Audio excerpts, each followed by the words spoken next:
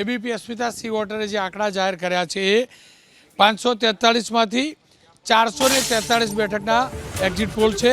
એની અંદર 443ના exit poll અત્યાર સુધીના જે જાહેર થયા છે એમાં બીજેપી ને 220થી 293, બીજેપીનો મતલબ હું સમજુ છું ત્યાં સુધી એનડીએ ગઠબંધને 220થી 293 જે 443 બેઠક આવી છે એની અંદર 220થી 293 એનડીએ ગઠબંધન અને કોંગ્રેસ એટલે કે એ આંકડો જે છે ઇન્ડિયા ગઠબંધન 105થી 146 બેઠકનું અનુમાન છે।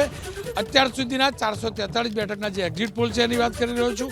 જો કે અન્યના ફાળે 20થી 35 પણ મહત્વના બે પ્રદેશ યુપી, ઉત્તર પ્રદેશ, બિહાર આ બંનેનું અનુમાન આવવાનું ચોક્કસથી બાકી છે।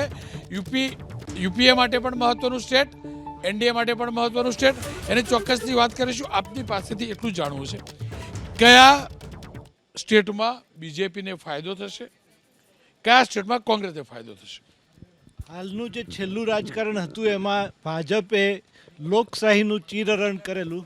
મુખ્યમંત્રી કક્ષાના એટલું જાણવું છે ક્યાં ફાયદો થશે ક્યાં નુકસાન, કારણ પતી ગઈ, ચૂંટણી ગઈ, એ આપને ફાયદા કોંગ્રેસને ફાયદો જે થશે, જેમ કે મહારાષ્ટ્રમાં સવારે ને સાંજે સરકારો કેન્દ્ર સરકારે બદલાવી, ડેમોક્રેસીને એમણે નેવે મૂકી, ઝારખંડના મુખ્યમંત્રીને પકડી લીધા, દિલ્હીના મુખ્યમંત્રીને પકડી લીધા। આ બધાને કારણે દેશમાં એક જુદું વાતાવરણ બન્યું।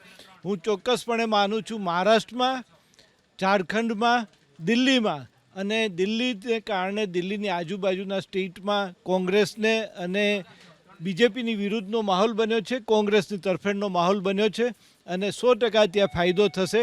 કેમ કે લોકોને જ્યારે લોકશાહી વિરુદ્ધના કૃત્યો થાય છે, સરકાર એના વિરુદ્ધના કાર્યો કરે છે ત્યારે એ ભારતની જનતા સ્વીકારતી નથી અને મહારાષ્ટ્ર, ઝારખંડ અને સાથે સાથે દિલ્હી માટેના જે અનુમાનો છે એ સાચા નથી જણાતા અને ત્યાં કોંગ્રેસને ઘણી સીટો મળશે તેવું મારું માનવું છે।